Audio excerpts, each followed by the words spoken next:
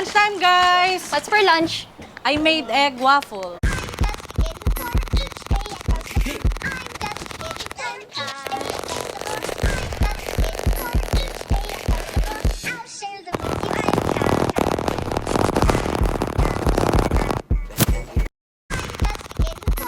No. Which water bottle would you take to school?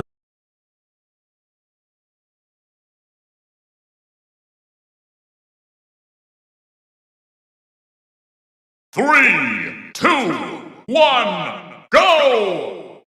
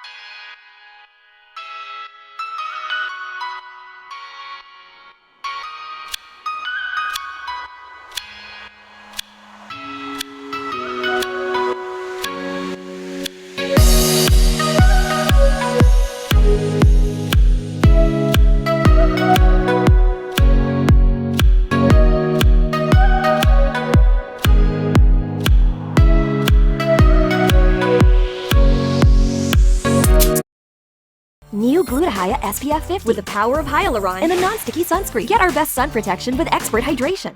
This video is sponsored by Brilliant. Transistors are very simple components. They are basically electronic switches. When we apply current to one of its terminals, a transistor lets electricity pass through. But how can this simple behavior make computers possible?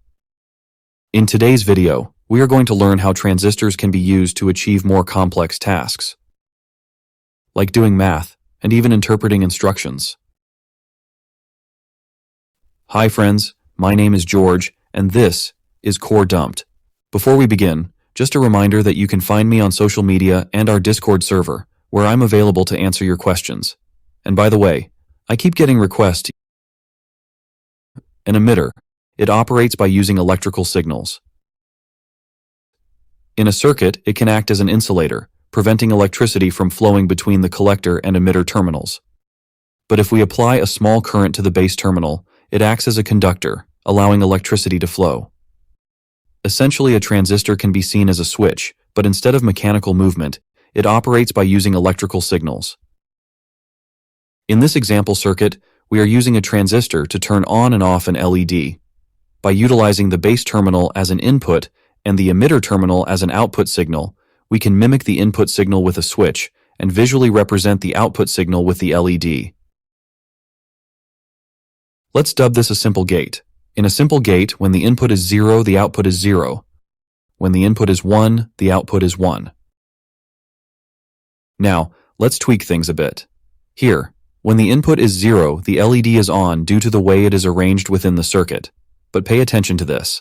Setting the input to 1 causes the LED to turn off, indicating to us the output is a 0.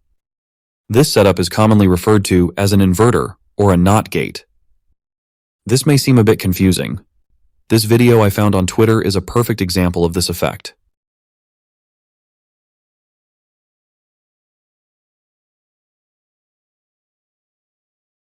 And if you want more details, you can watch this video by Ben Eater, where he explains all this using real components. We're not limited to just one transistor. By using multiple transistors, we can achieve more complex behavior. If two transistors are connected in series, when both inputs are 0, the output will be 0 because both transistors act as insulators. Similarly, if either input is 0, the output will be 0. The only way to obtain a 1 in the output is by having both transistors act as conductors, which happens when both inputs are set to 1. This is where we begin to apply a powerful concept called abstraction. Instead of focusing on the individual transistors in the circuit, we can abstract this into a white box, a box that consistently outputs a specific value based on two given inputs. This is known as an AND gate. An AND gate outputs a value of 1 if and only if both inputs are 1. Otherwise, the output will be 0. If we connect the transistors in parallel, when both transistors act as insulators, electricity cannot flow. But in this setup, having any transistor acting as conductor is enough to allow electricity to flow. So in this arrangement, to get an output of 1, is not strictly necessary to set both inputs to 1. Once more, we can abstract this circuit into a box, known as an OR gate. An OR gate outputs a value of 0, if and only if both inputs are 0. Otherwise, it outputs a value of 1. These circuits, known as logic gates, are so fundamental that instead of representing them with boxes, each one is assigned a dedicated symbol. Notice that since inputs and outputs are electrical signals, we can connect the output of one logic gate to the input of another. This allows us to combine logic gates to achieve even more complex behavior. For example, if we desire this particular behavior, we can combine logic gates accordingly to achieve it.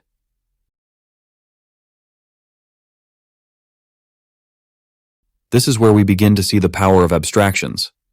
While this setup is ultimately composed of transistors, it's much simpler to understand what's happening by thinking in terms of logic gates.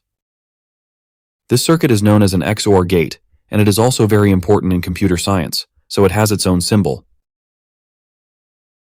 And now that we understand what logic gates are, let's use them to create more useful things. Let's start with adders. Adding binary numbers is actually quite simple. In fact, binary addition works just like decimal addition.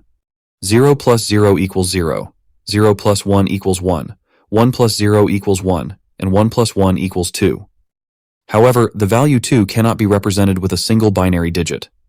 When this occurs, we say the addition has overflowed, meaning we require an additional bit to represent the value.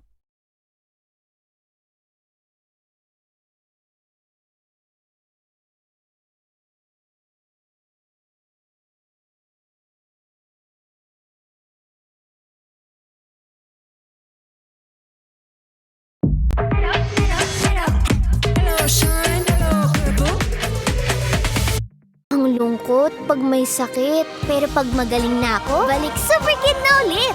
Choose Calpol. How many calculations do you think your graphics card performs every second?